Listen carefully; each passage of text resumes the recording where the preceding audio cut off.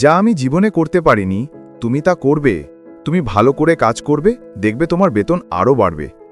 তাদের এই ছোট্ট হোটেল থেকে যা রোজগার হয় তা দিয়ে সংসারটি চলে, কিন্তু তার স্বপ্ন ছিল এই হোটেলটিকে একটি বড় 5 স্টার হোটেলে তৈরি করা। সে করতে পারেনি টাকা পয়সার অভাবে, তাই সে কষ্ট করে তার ছেলেকে পড়াশোনা শিখিয়ে চাকরি করতে পাঠিয়েছে বাইরে, এই ভেবে যে ছেলের চাকরির টাকায় তার 5 স্টার হোটেলের স্বপ্ন পূরণ হবে। তুই এতদিনে চাকরি করে যে টাকা পেয়েছিস ওই টাকা দিয়ে 5 স্টার হোটেল তৈরির কাজ শুরু করা যাবে। বাবা, এই টাকাটা রোজগার করতে আমাকে অনেক কষ্ট করতে হয়েছে। এতটা টাকা খরচা করে যদি হোটেল না চলে? চলবে, 100% চলবে। আমি ছোট থেকে হোটেলে কাজ করছি, 42 বছরের অভিজ্ঞতা আছে এসব ব্যাপারে। বাবা, তুই আমার সাথে থাক। আমার চাকরির অবস্থা এখন ভালো নেই। সব টাকা দিয়ে দিলে আমরা রাস্তায় বসে যাব। অন্য কোনোভাবে টাকার ব্যবস্থা হয় নাকি দেখছি।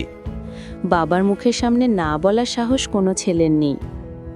বাবার ওপরে বিশ্বাস নেই তার, ও টাকা দেবে না। ও টাকাটা ইনভেস্ট করলে কত গুণ টাকা ফেরত পেত তা ওকে আমি দেখাবো। যেসব কোম্পানি হোটেল তৈরি করে সেখানে যায় আর তাদেরকে তার হোটেলের প্ল্যান ভালোভাবে বোঝায়, কোনো টাকা দাবি না করে। ওই কোম্পানির ভালো লাগলো এই প্ল্যান, তারপর ওইখানে হোটেল তৈরি করলো। কিছু মাস পরে হোটেল খুব ভালোভাবে চলতে লাগলো। এত ভালো চললো যে কিছু বছর পর ওই একটা হোটেলের টাকা থেকে আরও 2টো হোটেল তৈরি করেছে, আর ওই প্রথম হোটেলটি তার নামে করে দিয়েছে। তোমার স্বপ্নের জন্য তোমার কাছের মানুষও কোনো রকম রিস্ক নেবে না।